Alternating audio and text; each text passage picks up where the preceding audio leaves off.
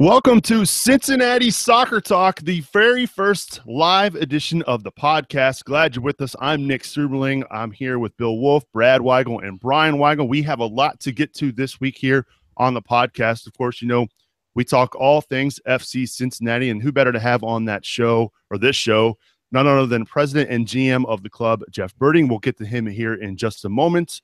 But a lot to get to. It's going to be a busy offseason for FC Cincinnati, and we're going to continue that and continue to cover it here on our website and our podcast, Cincinnati Soccer Talk. As always, you can get in touch with us.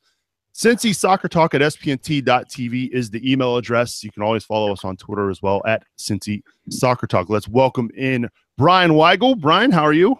Doing great, man. Just, kind of enjoyed a weekend away from things, but got to play some small-sided soccer with some extended family this weekend, so it was a lot of fun, even with a broken left toe.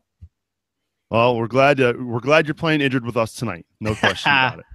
Let's hang out here and get a moment with Bill Wolf. Bill, how have you been? I'm doing well. Enjoying my son's season. He's still going with Walnut Hills, so watching a lot of his games and just enjoying soccer in whatever form it comes. And last but not least, the other Weigel twin, Brad Weigel. Brad, how are you? Not too bad. I'm kind of sad that we had our first weekend without soccer this past Saturday, but really looking forward to the off season, as well as waiting for that U.S. soccer email to come so I can find out if I get to go to Columbus to watch the U.S. beat Mexico again. Well, we're glad you're here with us, Brad. No question about that, too. So if you're watching us live here at CincinnatiSoccerTalk.com, you can get in touch with us via phone. We've got a phone line, 513-399-KICK. That's 513-399-5425. If you want to get in touch with us and have your thoughts heard here on the program, we certainly welcome that. And our first guest here on our very first episode going live is the one and only Jeff Birding. Jeff, welcome to Cincinnati Soccer Talk. Glad to have you back. Thanks, guys. Glad to be with you. Last time we had you on, it was, that was a week after you won your first trophy down in the preseason down in Florida. A lot has changed since then, hasn't it? It was a pretty remarkable year for Cincinnati. That's for sure. Yeah, it was a big year. Obviously, when you and I had talked, we were kind of wondering what the attendance was going to be like for that first game, and gosh, all season long, it just kept getting better and better. That seemed to be really – I know a big focus is going to be the talk about how the team played on the field, but really the headlines were just grabbed all the time about attendance. Well, Cincinnati is a big league sports town, and we certainly believe that, which is why we launched FC Cincinnati, passion for soccer, a city on the rise, match up with a sport on the rise in the U.S., but we felt that if we brought professional soccer at the highest level, managed and owned at a high level, that the community would respond, because we're a big league sports town, and respond, the community did. So now, Jeff, we've moved on. We had a great playoff appearance, packing 30,000 into Nippert. What's kind of the next? What's the upcoming months look like for you? Well, right now, John Harks and I met with all the players one-on-one to sort of talk about the year, the player experience, the goals for the off-season, goals for the 2017 season. We're now doing performance reviews with all the staff in the organization, including on the technical side. And we'll continue that process with a goal on how we improve everything we do as an organization, so that next year we have the opportunity to win the USL Championship. Certainly, you can't win the league championship if you're not representing the Eastern Conference in the final game, and we need to play better and get better results against the top teams in the East, and that's the measuring stick. And so everything we do in the front office, on the technical side, be it coaching, players, our medical and training staff, all of it is geared towards how do we have better results against the best teams and give ourselves a chance to win a league championship. That's why we're in this. So that's certainly the focus. And whether that be improve our training facilities, or continuing to look at how we improve our youth program, because we want to be about developing players. There's plenty of tremendous players in this region playing for some of the clubs, going off to high-level college players, and we want to make sure that FC Cincinnati is a part of their development and ultimately maybe a part of their long-term plans. Now, you mentioned a little bit about the development. I know that you guys have discussed some partnerships with the local academies going forward. Can you dig into how that kind of got started and how you foresee that working out? Sure. Well, I have kids teenagers that play soccer, have played at a high level. I'm very familiar with the club scene that we have here, the select scene. Many tremendous clubs, good coaches. And so this year we work to be a supporting agent to all the clubs through our Give Back program, through offering our players as available to run clinics or to coach teams. And we're going to continue to build on that. Obviously, it's not in our interest to be competing with the youth clubs. There's so many good ones out there. But if we can offer a higher level that for some of the very best players whose goals may not stop with playing college soccer. Their goals may be, and they may be legitimate goals, to play professionally. Certainly having an opportunity to develop a homegrown environment in partnership with the youth clubs is certainly on our agenda. And I've been talking to youth club presidents throughout the last year, just to have them understand that what we're looking to develop is in partnership. That sounds great. It'll be really interesting to see how that develops, Jeff. Looking at other parts of what Cincinnati offers as far as soccer, thinking about supporters groups a little bit. I know you've been very supportive of those groups and hanging out with them and going out to pub crawls and such with away games and things like that. But I know the plan is to keep it fairly organic and let those groups develop on their own. But they're in the same process you are now, where they're looking for the next steps moving forward into the next year. So without maybe trying to influence too much, do you have any suggestions or any comments to the supporters groups or things you'd like to see them when they start talking about planning for next year? Well, certainly among the most important things that happened this year was the organic development of supporters groups who harnessed all their passion for soccer and their interest in supporting our city and this franchise into creating just an unbelievable environment at Nippert Stadium. It was really key to our success, because while having credibility among passionate soccer fans was the foundation, ultimately what happened drawing attendance was everyone that came to a game had a great time. I think the quality of our play was strong. The competition level was good, so they were good competitive games. But Nippert as a venue offers a lot of attractive elements. But at the end of the day, the supporters groups created an environment at Nippert that's really, I think, had been unseen by sports fans in this market. Certainly I have 19 years at the Bengals, Red season ticket holder, college basketball season ticket holder. So I'm pretty familiar with the sports scene, but we knew that if we empowered the supporters groups and allowed them to create an environment at Nippert that was, authentically soccer, that it would be a beacon for fans, because that environment is not the same as what you get at other sporting events. And that's certainly what happened. And again, just a very integral part of our success. I think to take it to the next level, some of what we're doing is, we're talking with other clubs. We're talking with clubs in other parts of the world. We're trying to benchmark ourselves against people and organizations, whether it be here in the U.S. or internationally, who do things the right way, who do things at a level that we aspire for here in Cincinnati. And, you know, we're going to borrow some ideas, but then we're going to make them distinctly Cincinnati. You know, how do we take the lessons that we see elsewhere, but make them work for our experience here in Cincinnati? And so I think that I'm confident that the supporter groups are going to be looking to do those sorts of things, looking to recruit more people to be involved. And I'll be real interested on how FC Cincinnati can support those efforts. And we have regular communication, which is, I think, been very helpful.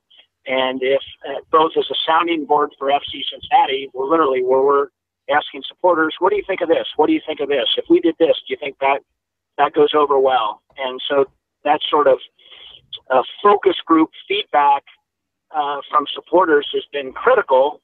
And I think by the same token, they've had ideas and asked, hey, is this something that FC Cincinnati can help us with? And that's what makes us a club. As I said the other night at Christian Moorline, when we had our supporter salute, you know, what makes soccer pretty unique is I think in other sports, you sort of think of the team and then you think of fans. And, you know, the team is on, you know, one level and then the fans are at a different level. And I truly believe what we've experienced this year and our success is rooted in, we don't have the team and then fans, we have a club. And the supporters are every bit as much of the club as owners and staff and players and our youth partners. We're all one club. And I think that kind of environment is what makes it so special for people. We're hanging out with President and GM Jeff Birding here at CincinnatiSoccerTalk.com. We got a listener question. This is from Brian Nair, Jeff, and he says, shout out from the West Coast. I am addicted to all things FCC, especially during this offseason. I check the website and Reddit threads every day for something new. When can we expect the next big update regarding the club? Obviously, we know there's a big event coming up here in November with Commissioner of MLS Don Garber coming to Cincinnati. Can you talk a little bit more about that? Sure, and thanks for all the support from far away. Obviously, that's going to be a big moment in our club's history. Commissioner of MLS Don Garber coming to Cincinnati. Carl Linder and I made clear from the start that we want to be a team that plays at the highest level, and we're thrilled to be in the USL, but it's an aspirational league. Many teams that are currently in MLS started in the USL, and you know, we have aspirations because Cincinnati is a big league sports town, a major league sports town. So with that, we're thrilled that we're going to have the opportunity to welcome Don Garber to Cincinnati and to show off our city. We're a city on the rise. I think we've proven ourselves as a world-class soccer market in 2016, and we're going to continue to build and grow, and he'll have an opportunity to see that. The biggest thing for his visit will be that we'll have a public town hall, a supporter town hall. It'll be at 4 o'clock and at a site to be determined. We're vetting sites right now, but I can share with you it'll be somewhere pretty centrally located to make it easy for people to get to. And we're calling on everyone to hold it on their schedule, and hopefully we get a big number. I know in Sacramento they had a block party, and the block party had over 1,000 people there. So we're looking for a venue that can help us attract similar numbers to show that Cincinnati is right there at the top of the list. That's awesome. Now this is Brian here. You keep saying, the USL is an aspirational league, and FC Cincinnati's on the rise. One of the things that several MLS clubs do, and you kind of commented on this in your Telegraph article, is that you be traveling to Europe to maybe discuss some friendly opportunities with some teams, but also maybe taking FC Cincinnati on the road. Does that entail possibly preseason abroad or different types of events throughout the year that they might travel over to England? It could. I'm headed to England at the end of the month, at the end of October, and into the first week in November. We're putting together the itinerary now. We have someone over in London who's helping us, who we've worked with previously, Certainly one of the stops is going to be with Crystal Palace, who we developed, I think, a pretty special partnership with. I hope everyone saw the video that they released on social, wishing us good luck in the playoffs. Obviously, just they're a first-class organization, and we're looking forward to seeing what else we can do together. I guess the easy answer to your question is we're open to a lot of different opportunities, provided that they fit right with us, both from a business standpoint and a soccer. We've had a lot of clubs reach out to us prior to Crystal Palace, and we were thrilled that we were able to work out our Crystal Palace friendly this year. And then certainly after the success and a lot of the media attention that resulted from just Cincinnati showcasing itself on a world stage, we've had a number of other clubs reach out to us talking about potential friendlies, including some that they wanted to play this past year. But we felt the Palace friendly was a great foundation for the first year, but we wanted to turn our attention to the USL competition and our goal of winning a trophy. I think as we go into 2017, there could be opportunities that we're looking to consider that could include international and preseason, as well as it could include more than one friendly during the 2017 season. It just, we'll have to see. Well, now we're on to 2017. How will that set up compared to this past season? And I know you can't comment on specific players, but when do you guys expect to maybe start seeing player moves or acquisitions, and then possibly maybe a preseason camp? Sure. Well, I want to start with this. We have a special group of players this year. They will always be a part of the FC Cincinnati family because of what they helped us create this year. And I told the players in our final meeting, I've been blessed to be a part of professional sports for over 20 years, and lots of special moments. But I can't say that it's frequent that you have a special year. We're literally the whole year, and whether the ups and the downs, it really truly is special. And our players were a part of that, and will always be a part of FC Cincinnati as a result. To answer your question specifically, some of our players can have opportunities to maybe play at another level. Some may get more time at another level. And so John Harks and I are going through that process right now. We've already had initial conversations, and the league year ends here in a couple weeks as we approach the end of October. So we have a little bit of time. We certainly have plenty of our players under contract for 2017. But there's some guys that are not, and we're going through a process.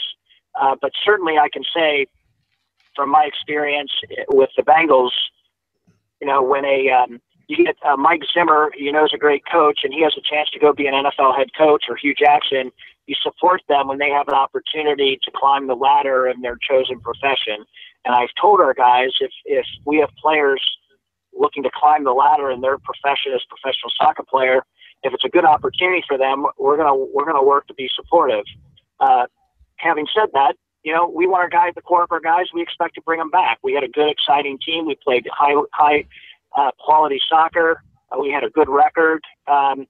But everyone, including me, starting with me, we all have to be better next year. And that's the nature of the business. And if we weren't committed to that, you fans, our supporters, would be disappointed. You want to know that we're committed to getting better in everything we do, starting with me and John and everything else that we do, because we didn't win the trophy this year. That's what that has to be the goal number one every year. Now, this is more of a question about my familiarity or lack of familiarity with USL contracts. Do players typically work off a 1-year deal that comes up every year for renewal, or in the USL, do you sign players to 2, 3, 4-year contracts? I can't speak to other teams. I can only speak to our team that we have guys under multi-year agreements. When we signed them prior to our very first year, we knew that we wanted them to be foundational players. I think there's a lot to be said when you build a team and there's a level of continuity. The fans get to know the players. Soccer gives us an interesting, unique opportunity. Our entire team, save I think one guy who had a traveling commitment, was at the Moorline Lager House last Thursday night. That's pretty special. So you get to know the guys. They spend time with the fans. They sign the autographs after the game. You see them at the grocery store. You might see them at the pub on a Saturday morning watching EPL out of season. And so part of our goal was to sign not only good soccer players, but high character guys who knew that they were signing up to be a part of building a franchise here in Cincinnati and everything that involved. And so, no, we wanted guys on multi-year agreements, and again, a good core of our guys are in that position. Hi, Jeff. This is Bill again.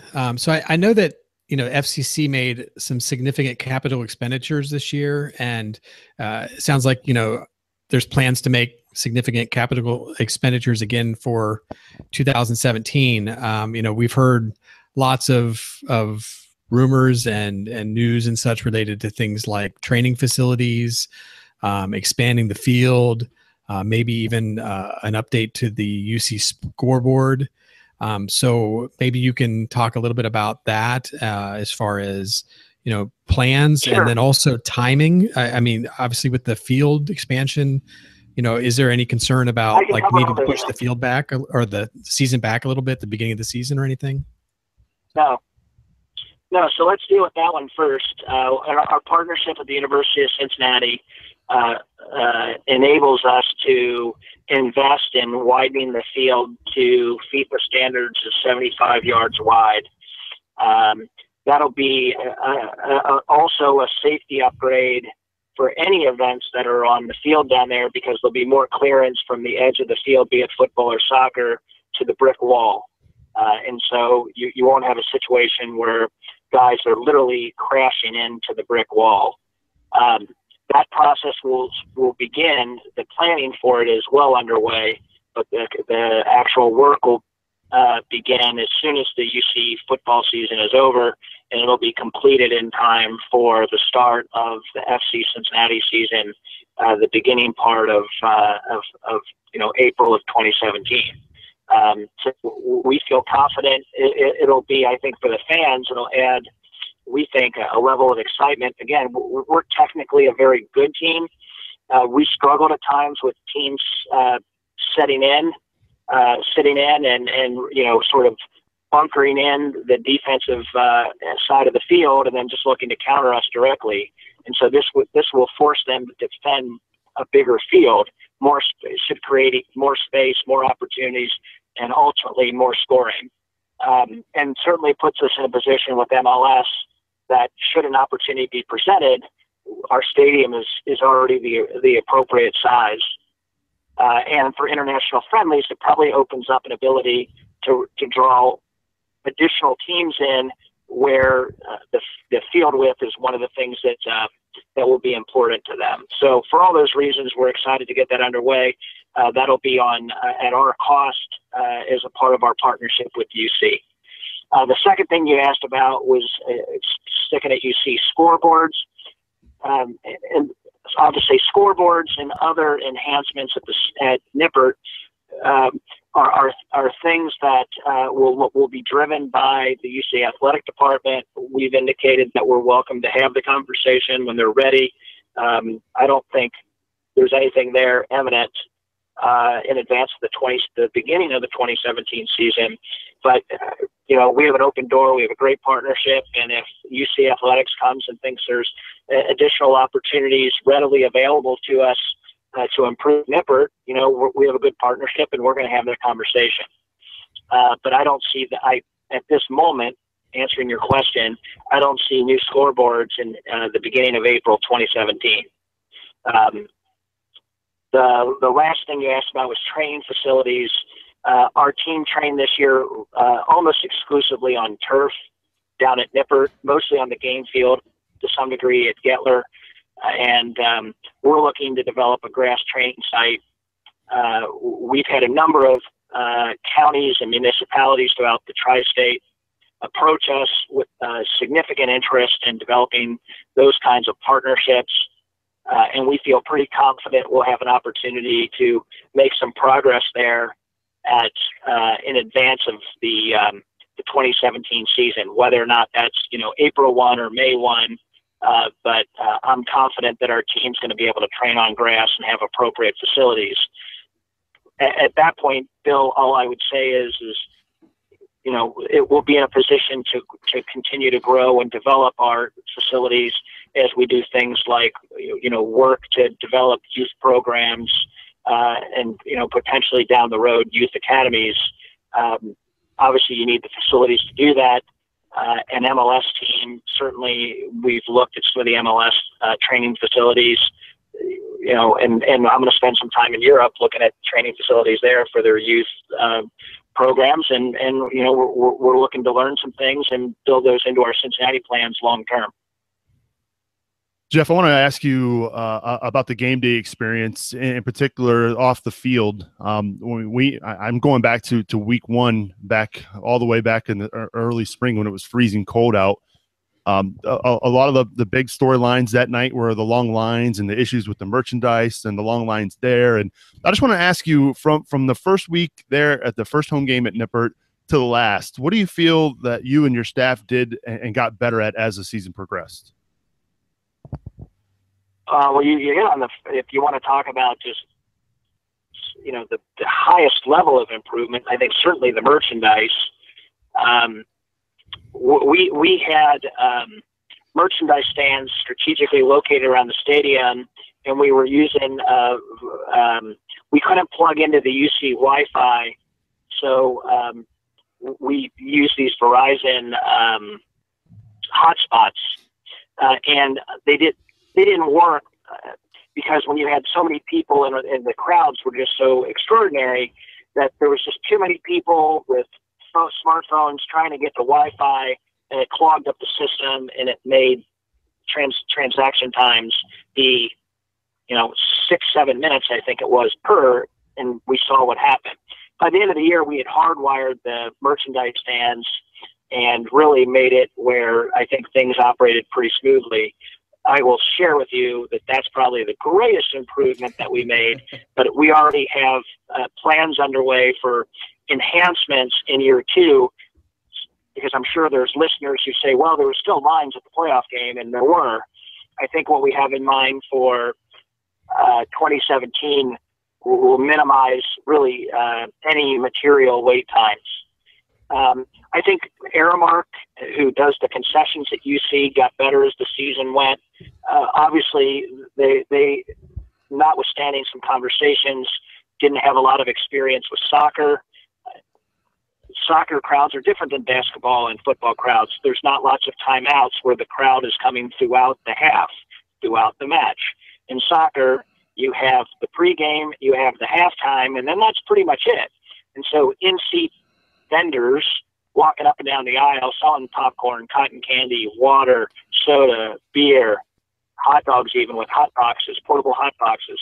All those things are an important part of a soccer experience to minimize the amount of time people are in line for food, because obviously there's only going to be a couple goals a game. You don't want to miss the goal or the dramatic play that was made.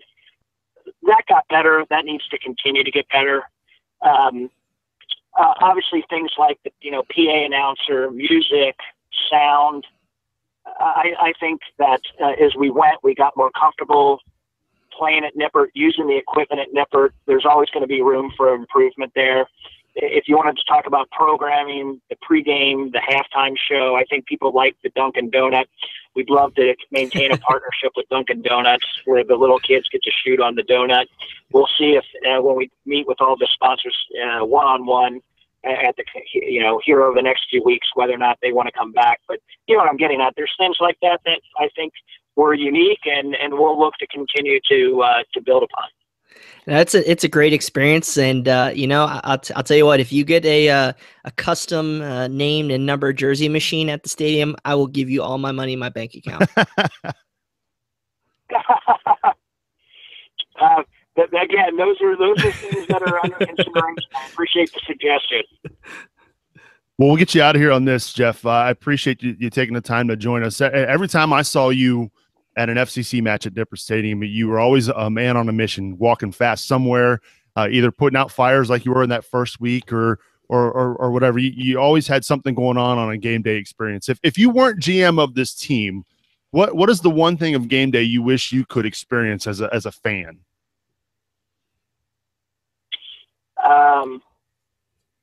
Well, I don't know. I did the march. John Cramley, mayor of Cincinnati, John and I marched in together from the Brass Tap. I go to Mecklenburg Gardens after the game frequently and have a beer after the game. I'd probably do those on a regular basis, like an every game basis instead of on occasion. But, that's part of the fun of it is being able to have a drink ahead of time and then have one after the game. I will say this, maybe this is the answer to your question. I don't drink during the game. So I'm drinking my water, I'm watching the game because I'm working. And then when the game is over, I go down to the locker room, maybe say a few words to the guys, thank the guys for their effort. And then afterwards, I'll go up and have a beer. So the answer to your question is I'd probably have a beer during the game if I wasn't working. How's that? That is perfect. I certainly can't blame you for that. And I think I speak for everybody here tonight on the show, Jeff. We congratulate you on just a tremendous opening season for FC Cincinnati. We thank you for bringing soccer to our town.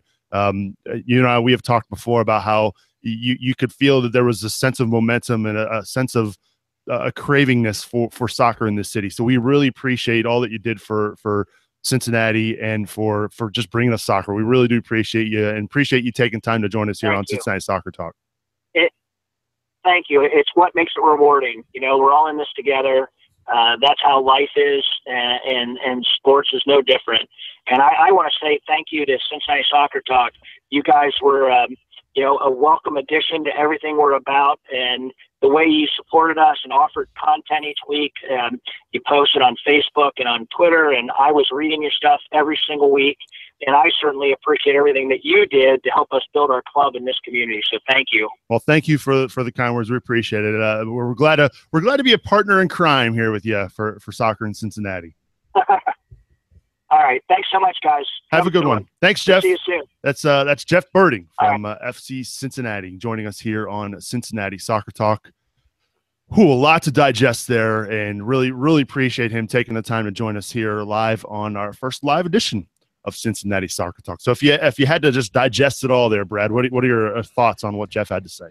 Man, I'm really excited to see how this team is going to grow and build for 2017. And I really like one of the points he made about they really appreciate this first team. This is our first ever team. There's never going to be another one.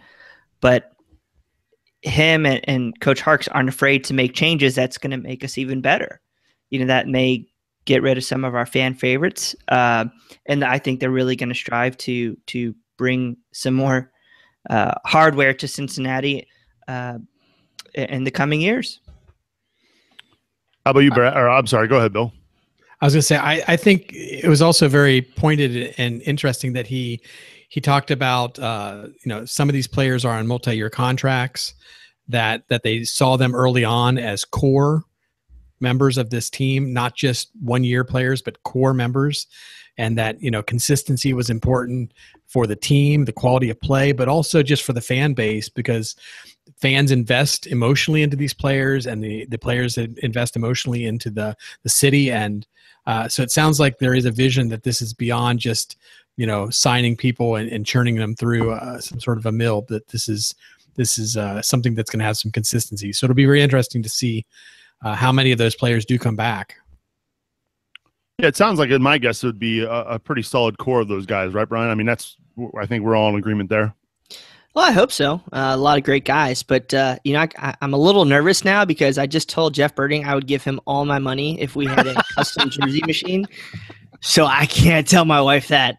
So we gotta be careful there, y'all. Yeah, not only is it in the podcast, it's going to be on YouTube as well. I know, but hey, it's all in good fun, right? Absolutely. Who's the first player you'd get?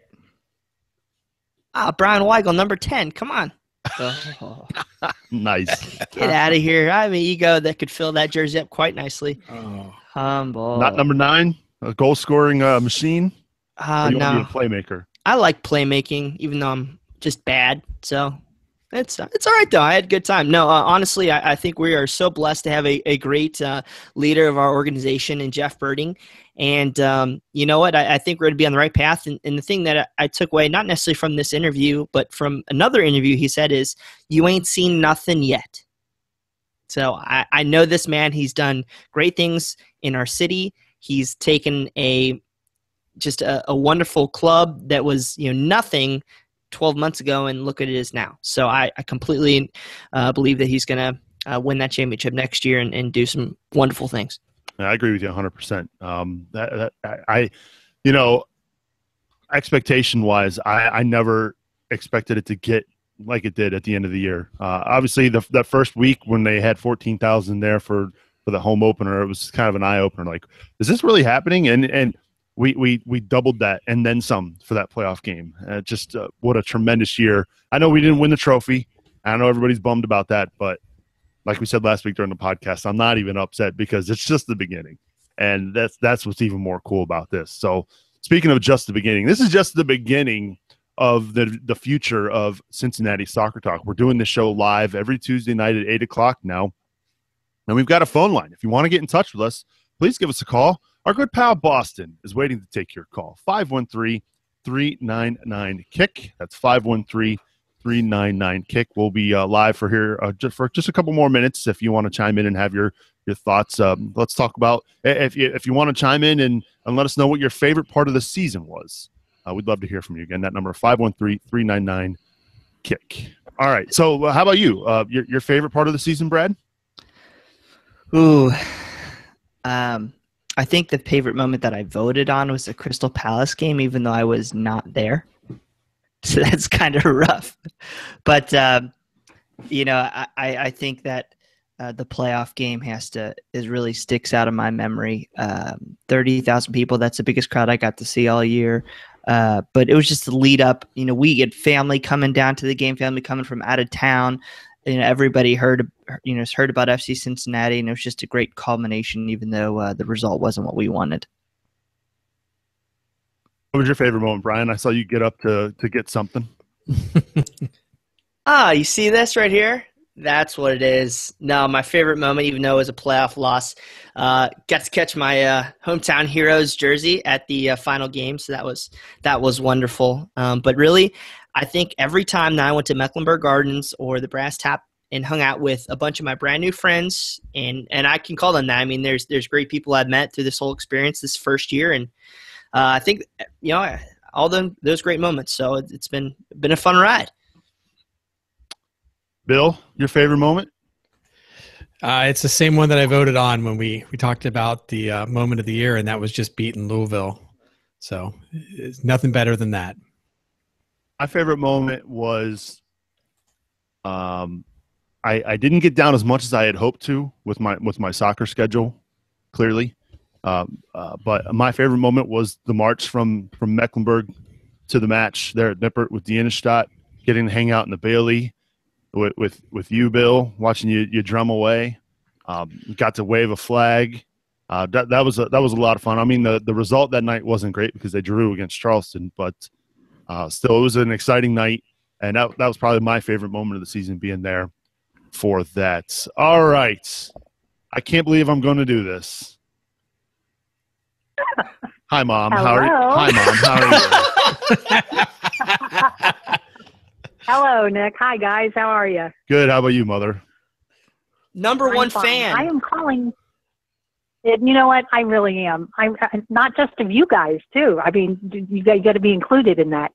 I am thrilled with this past season. And you were asking what was my favorite favorite part of the season. I think I know what your favorite part of the season was. Which was? You used my season tickets all year. Me so well.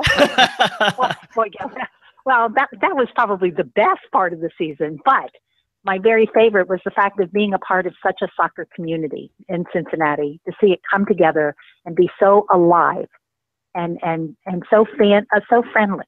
And to see families there with their kids, to see grandparents there. It was just a joy to be a part of that. I don't think I felt that way in baseball, and I know I've never felt that way in football. So this was a joy to be a part of that. So, and you guys were a big part of that, getting me excited, and thank you, Nick, for the tickets. Oh, no problem. And thank you for calling in and supporting our show, Mom. All right. Bye. Thanks, Bye, Mama Mom. Soup. She's the best. That is great. She never called into my Bengal show. What does that tell you? 9 years too, huh? Yes. Thank you, Mom. Appreciate the call. Did you see we had a couple chat comments on favorite moments as well? Well, what were they, Bill? Let's see. Ken, and I'm not going to get his last name right, so I'll just call him Ken H. Said his favorite moment was going into work, and FCC was water cooler talk. Soccer in Cincy to stay.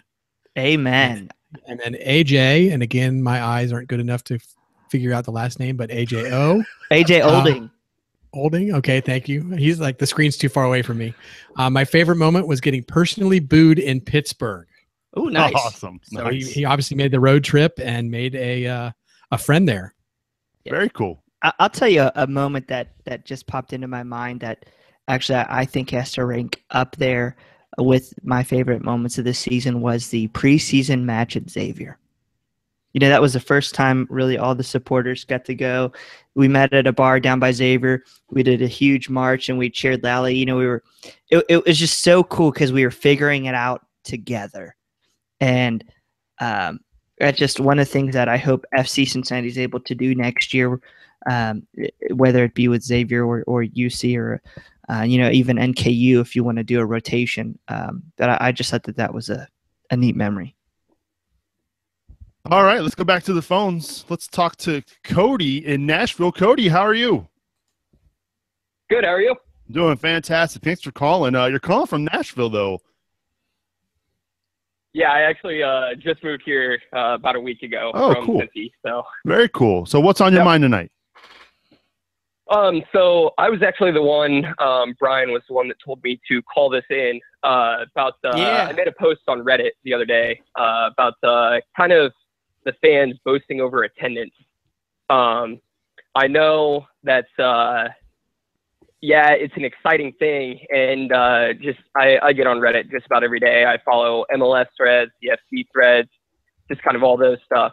But I've seen a lot kind of cross-posted over to the MLS thread, trying to get people's attention. And one was just posted 2 days ago that said we had the largest average attendance in Ohio. This was from a tweet.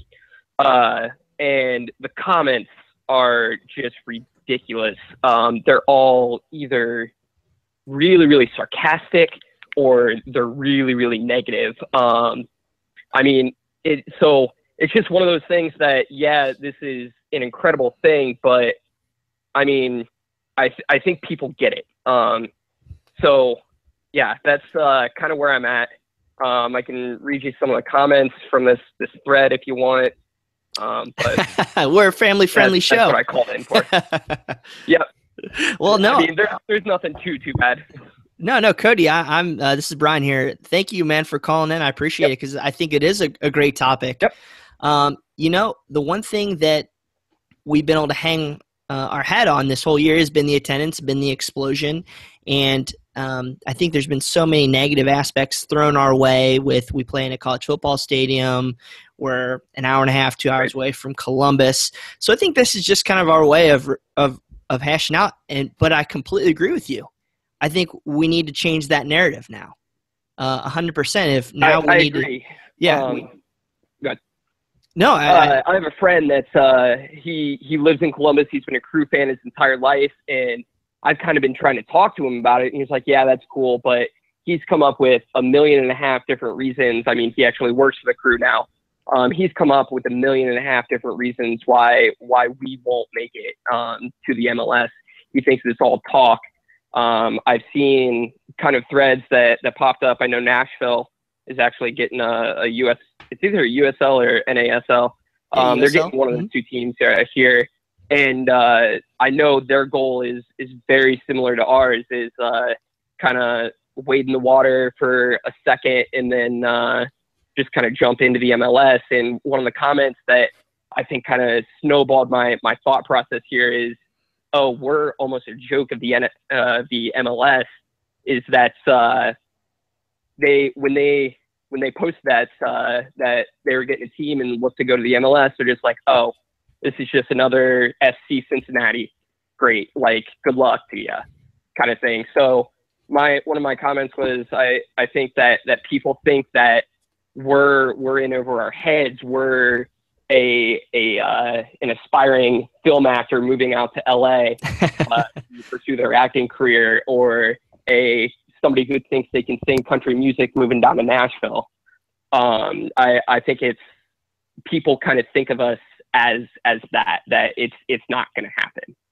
Well, I'll tell you what, before we move on to another caller here, and again, thank you very much for calling in. The one thing that we need to do here with FC Cincinnati is still stay in the narrative somehow. And so I know some of these ways can be a little bit negative, and we need to try to make these posts as positive as we can about the club as possible. But staying in the narrative is the important part, because once you get out of that, look at Detroit, look at some like San Diego, look at Austin. I think their chances maybe a little less for Detroit, but once you start getting out of this talk, it's really tough to get your way back in. So, but yeah, man, thanks for calling in. Yeah, Cody, thanks for the call. Appreciate it. I see you're calling from a 419 number. How is that possible? I am from Northern Ohio, moved down to Cincinnati for college, and then moved to Nashville from there. So. Cool. What part of Northern Ohio? Because I'm up here in Perrysburg. Oh, I'm from Lima. Oh, okay. I was just there this past weekend eating some Skyline. Yep. Oh, that's great. It's great. Good stuff. The northernmost Skyline, I'm pretty sure they have. So yeah, that's right. Stop by while you can. I'll be there again shortly. Hey, thanks for the call. We appreciate it, buddy. Yep. Have a good one. You too. Let's go to we've got let's see here. Let's go to is this AJ in Cleveland? Hi, you're on Cincinnati Soccer Talk. Yeah, hey. And yeah, like you just said, I'm in Cleveland, and I can promise you there are further north Skyline, because there is one about 5 minutes from me right now. Awesome. What's on your mind tonight, AJ? Yeah. So I asked in the comment thread if you guys wanted me, if anyone wanted me to call in and talk about getting booed in Pittsburgh, and someone responded yes. So this actually wasn't so I'll tell that story, and then I got a question for you guys. So this actually wasn't the game on the 24th, the Saturday, the second one. I actually went to the one on the 14th. Left work a little early because it's actually only about a 2-hour trip from here. So got there like just before kickoff and all that. And I brought with me signs to be like purposefully antagonistic. And the one that I brought, it said in big block letters, and it was in blue and orange. It said "Hooday," and underneath of it in smaller black letters, it said "Beat Pittsburgh at every kind of football." And nice. And I held that up in front of their main section, like going into the halftime, and got heckled. And then right before the start of the second half, I walked over to their support group, ran in front of their supporters group holding that up. Got like nothing like super hateful, but just so much thrown back at me. It wasn't funny. And as I walked away to go watch I don't know if you guys watched the live stream of that one, but they've got or any of you guys went to Pittsburgh at all, but they've got this section on the far side of the field that's away from the stands and away from the players. There's no stands. There's just like a sidewalk that you can walk on in a standing room. And I just stood over there, and for about the first 10 or 15 minutes of the second half, I was just getting yelled at by the supporters group. That's awesome. Yeah. So what's your question, AJ? Yeah, no, so the question is obviously at this level, it's very difficult to look at specific personnel, but I was wondering what type of roles or what type of pieces that you guys see as things that you would like to see added to the team. Whether like in my mind, I'm like, I would like to see like a throw-in specialist or anyone who's got their heads up for, those set pieces to keep getting, through. Right. Oh, that's a good question. I'll chime in first and I'll let these guys chime in. We appreciate the call, AJ. I'd like to see another goal-scoring threat opposite of Sean Okoli. You take away Okoli, and I don't know where the goals came from this year. I mean, we had some guys that chimed in here and there. Wiedemann got hot early on, and then we didn't see a whole lot of him down the stretch. Outside of Okoli, I just want to know where the goals are going to come from. I don't know if Casey Townsend's the answer for that, but I think they've got to go out there and find more goals if they can. And I think Jeff mentioned in his interview that they're not going to hold people up. If this is an aspirational league and an aspirational team, and they want to develop players, and it's part of the whole process. And I think that we're going to need to replace Sean Okoli because honestly, I think he's going to get opportunities, especially with the rapid expansion in MLS, adding 2 more teams, in Atlanta and then I believe Minnesota.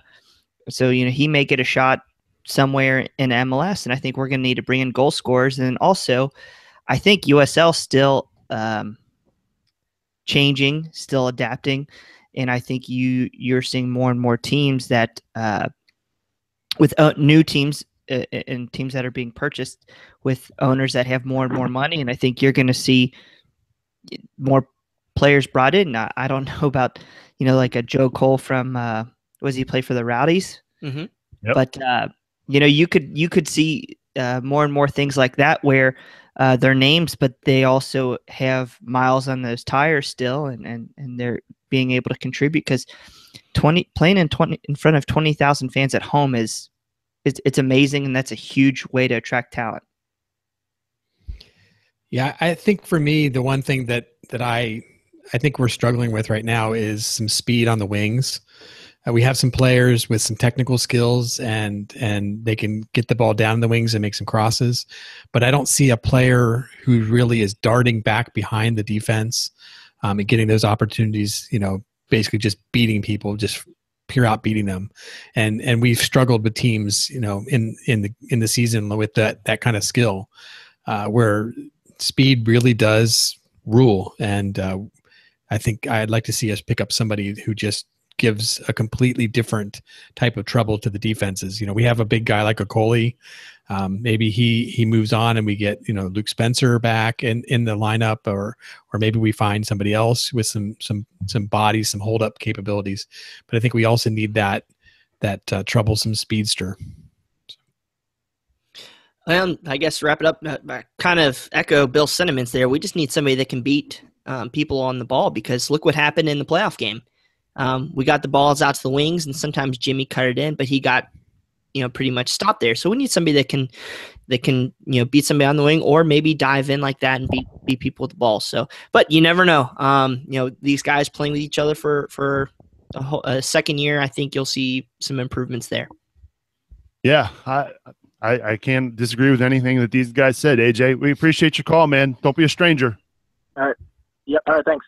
I'm so used to ending when I used to do my Bengals show. I'm so used to ending each call with a "Who Dey." We've got to come up with a chant like that for FC Cincinnati. We've got to come up with something like that. You know what I mean? So if you're listening to the podcast or if you're listening to us live, we'd love your feedback and send them in. Cincy Soccer Talk at SPNT.TV. We need another "Who Dey" that's relative to us, to soccer in this town. So. Foosball.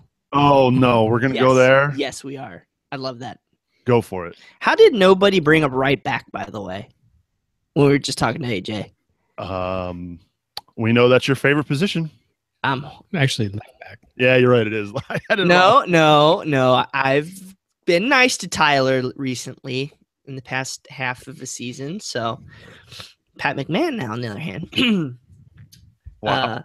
No, I'm joking. He's a good guy, and his, long locks of awesome hair. I'm losing mine. The McMahon bun. McMahon bun. So, yeah. I don't know. Foosball? Yeah, I think I can't get behind it. I don't like it.